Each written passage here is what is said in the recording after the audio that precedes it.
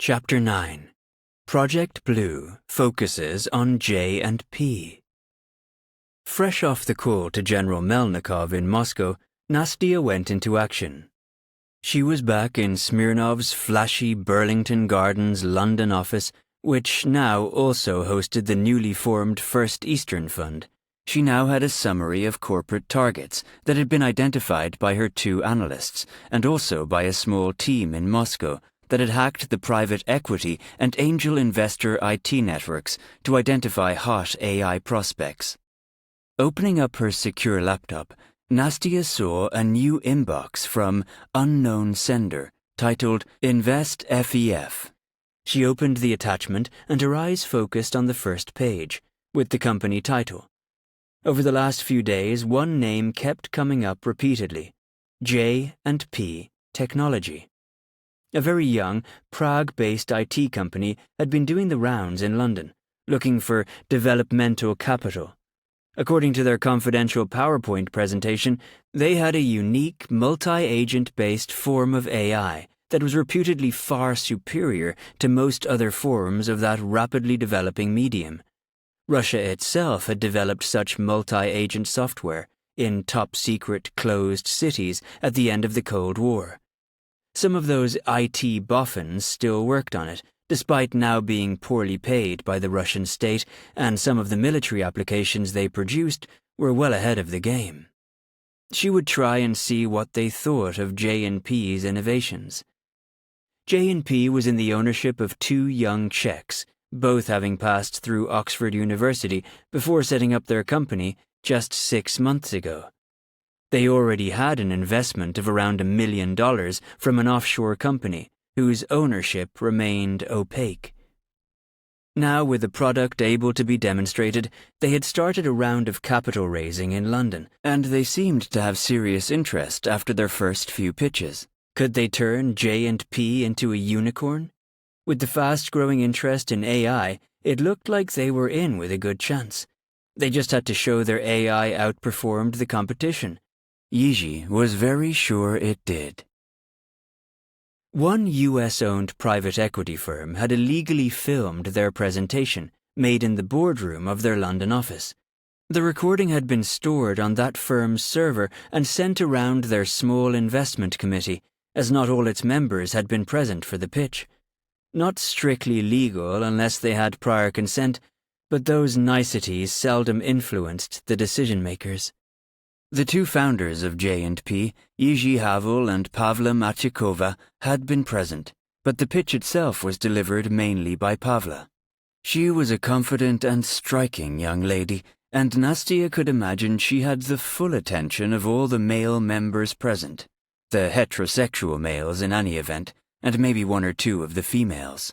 She guessed correctly that the makeup of the investment committee was very much male-dominated. Jiri, dressed casually like a preppy American in chinos and open Ralph Lauren linen shirt, had been asked to put the software through its paces. As that was taking place on a laptop he had brought with him, the video recording of the presentation captured little. However, the task he set his AI program to solve was a complex one.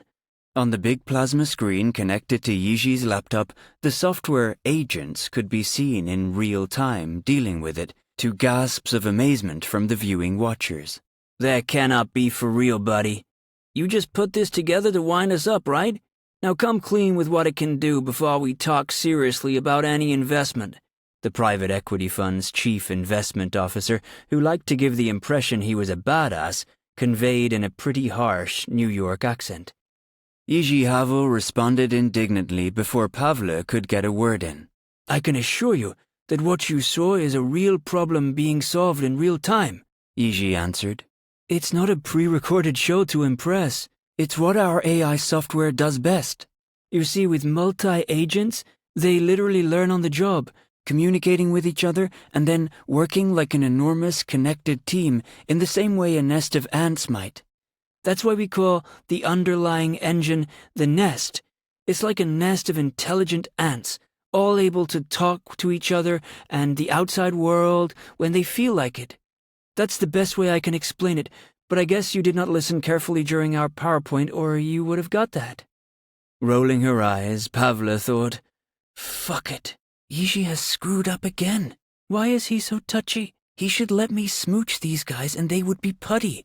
Now he's almost deliberately antagonized their main player." She was, unfortunately, right, as the punchy American CIO leading the meeting had a short fuse and said, "Okay, thank you both for coming by today, showing us what you have got.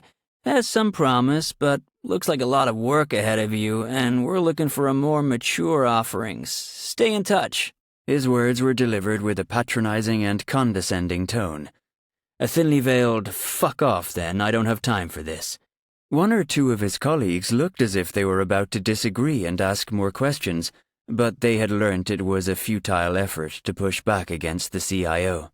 So they kept quiet, and all rose politely to shake hands with the slightly deflated young Czechs.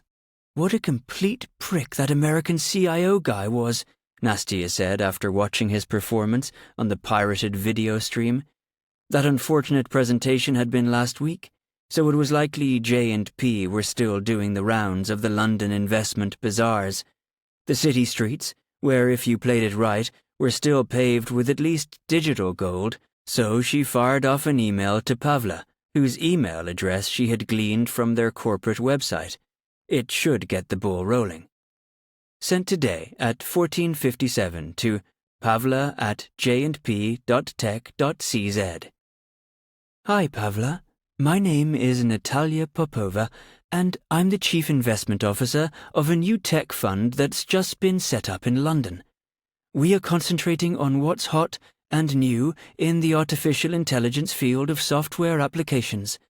Some friends gave me a small insight into what your J&P technology has been doing, so I hope you do not mind me reaching out and suggesting a meeting at our office later this week.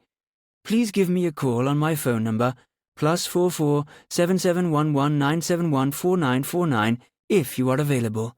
Best regards, Natalia Zolotova, CIO, First Eastern Fund, Burlington Gardens, London W1.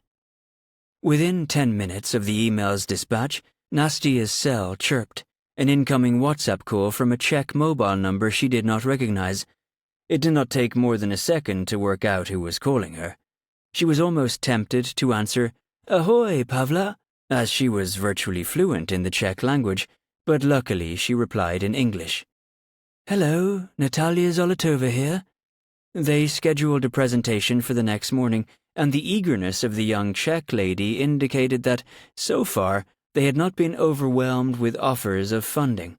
But other investors were circling, and, judging from the IT hacks that Nastia had ordered, some were pretty much ready to make good offers and part with hard cash. The First Eastern Fund had to act fast before their target eluded them. All was set up in readiness for them in the Smirnov Capital boardroom, including a sophisticated camera system that could be operated remotely, which would allow the Moscow team to zoom in on Yiji's laptop when he came to that part of the presentation.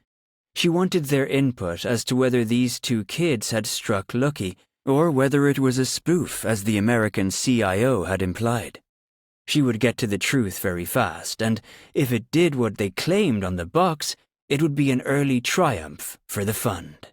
The two young Czechs arrived on time, dressed smartly, Jiri Havel carrying a large Apple laptop as expected. Nastia had with her the two professional analysts she had recruited locally, who had prepared a list of queries such people would be likely to ask. Unlike her, they had not the benefit of the clandestine video recording of the presentation made to the U.S. private equity firm. They also had no knowledge of the watchers in Moscow, who could send real-time messages to Nastia's iPhone when they wanted to probe a certain aspect. Nastia's knowledge of AI had improved rapidly over the last weeks, as she used every spare moment to bring herself up to speed with what was rapidly becoming the holy grail of the IT industry, with its implications far beyond science, business, etc., and extending into cyber warfare and military capability. If there was going to be another world war, the side with the best AI was going to win it. That she had learned, believed, and understood was why her boss and the president himself took this mission so seriously. and she was in London leading it. She must not let them down. The presentation went the way of the one she had seen in the video. When it came to the demonstration on the laptop, she had been primed to make it a little more challenging for young Jiri Havel. Before he could start, she interjected with an unexpected request that would change some of the fundamental variables, and only if the AI software was really as good as they claimed would it be able to adjust immediately without any additional programming. Havel looked surprised, but readily agreed. He tapped in the new parameters as those in London and Moscow watched attentively, then started to run the program. It went like a dream, coping with the new parameters without so much as a minor glitch. That's true AI, capable of operating in real time, adjusting to a changing situation. That's amazing, Nastia thought. She wondered if the watchers in Moscow thought the same, but her local analysts seemed as excited as she was. She just wished they would hide it better. She beamed at the two young Czechs. Was there some chemistry between them also? Jiri Havel did not seem the type the confident young Pavla would have naturally gone for. Far too intense, introverted, and slightly nerdy. She put that thought to the back of her mind. That was impressive. And I have to tell you that we would like to start serious due diligence on your company and the nest, as you call the AI tech, Nastia said, trying to hide her enthusiasm behind a flat delivery. If you would be prepared to give us an exclusive opportunity to invest, we will start the due diligence immediately. We would require 1 month before we give you a formal offer. In the meantime, we would be prepared to give you a standard NDA and start drafting a letter of intent, a LOI, regarding the scale of investment. From what you said, you want to raise 25 million euros now to fund the next 6 months of expanded software development into various applications? That's no problem for us. And if we give you 25 million bucks for 25% of your equity shares, that would value the whole company at 100 million. Great for a company with no profits, no clients, just a novel piece of software largely unproven. So have we got a deal, guys? Nastia thought she had played it right. She hoped and prayed, as this form of negotiation was in reality a new ballgame for her. She tried what she had learned was called the preemptive close and the quick handshake. Yet the handshake did not materialize. Jiri Havel turned towards Pavla, who responded. We are delighted you found our technology so interesting, and the questions you asked showed that you really understand it and should therefore acknowledge how unique it is. To be honest, we think our company could be worth billions with a development program that proves the applications. But it's not just about money. We are looking for an investment partner that will add value, not just bring money. She looked directly at Nastia and said, Your fund has an interesting prospectus from what I can see, but seems a bit light on experience and how your team would add value. Also, we have had a tentative offer from a well-known fund back in Prague. They are genuine, interested, and, like yourselves, ready to give us a letter of intent. So we have to give careful thought to their offer too. Let's agree to meet again next week and see what the options on the table are. In the meantime, please draft a letter of intent and look at ways you could make your financial offer more attractive, where you could add additional value. The other fund has a team of software developers they could make available to us, for instance. Nastia thought, Wow, where the hell did that come from? I did not remotely see that coming. That bitch Pavla really knows how to turn the screw. She might be young, but she's no pushover. Back to the drawing board. Taking a deep breath, Nastia said, Pavla and Jiri, may I call you that, as by now it seems as if we should be on first-name terms, certainly if we are going to be partners. Accepted you might have another interested party, but also we have other investment opportunities. So if we are going to be partners, let's agree on something fast and then make it work together as a great team. Today, you saw a fraction of the IT experience that my side can bring to the table. Again, Jiri Havel lets Pavla reply. Natalia, of course Jiri and I are seriously interested in your offer and would love to hear more about the value add your side could bring. However, right now, all we could agree to is starting with a mutual due diligence period, let's say 14 days, during which time we would undertake not to sign with any third party. Some of our software developers are based in Prague, so it would make sense that we plan an intensive week there. You could bring your team over to meet ours. How does that sound? Jiri was about to give Pavla a good kick under the table. What was she playing at? This was the money they wanted on the table right now. She seemed to want to complicate matters and drag them out. Crazy to be playing hardball at this juncture. He would keep quiet for now to present a united front, but he'd work on her later. Nastia was also not overjoyed. She'd wanted a quick win to show Moscow they were right to put their trust in her. Now this bloody Czech girl was playing hard to get. She had watched Jiri Havel carefully and saw the expression of annoyance cross his face as Pavla was speaking. He also wanted to do the deal now, and his partner had clearly not consulted him beforehand. Maybe Pavla was bluffing. Could she get Jiri on his own and find out the truth? Right now, she had to play along. Pavla, Jiri, let's leave it like that then. I will, in any event, draft a letter of intent that, if you are happy with it, both sides could sign during the due diligence period. Then we know that we are on the same page, and in that LOI there would be an exclusivity clause that would be binding. Is that fine? Nastia asked. Before Pavla could open her mouth to reply, Jiri Havel interjected. Absolutely fine with us. That's normal practice. We would review your LOI with our legal team and let's get that done ASAP. Then we can plan to host you and your team in Prague and get all the details worked through. If all is agreed, sign up for our partnership deal. Our lawyer is in Prague as well, but don't worry. He's used to doing corporate deals across Europe and is part of an international law practice. Pavla threw him a withering look. Jiri had broken their agreement to let her do the talking and negotiation. He had just conceded far too much, far too quickly, and she saw the smile creep back on Nastia's face as she stood to shake hands with them both. Partners, or at least partners-to-be, let's get the LOI signed next week, start due diligence, then set the date for Prague. I am delighted that we have a deal. Thank you both for an amazing presentation, and I'm sure my investment committee will be as excited as I am.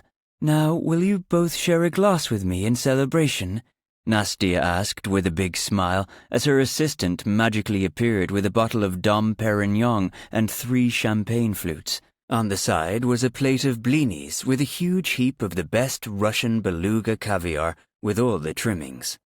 Even Pavla had to admit this Russian lady did things in style. But she would have to sort Jiri out later, in no uncertain terms. He had come close to destroying their negotiating position, and Natalia had cleverly turned the tables on them at the last minute, to allow them little wriggle room.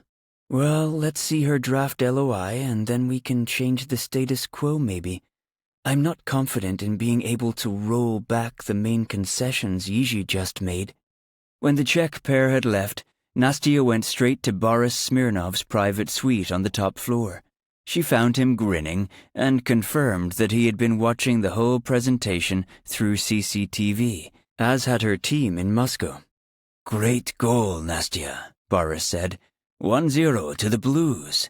Moscow should be delighted with us. Us? Really? Nastia laughed, allowing Boris to share in her achievement. Nonetheless, she had to admit that this was a team sport, and she needed Boris on side, as he would have to play his part in getting this over the line, so to speak. He was the chairman and CEO of the First Eastern Fund, and so would have to make the final deal and convince the young Czechs they brought added value, whatever that meant.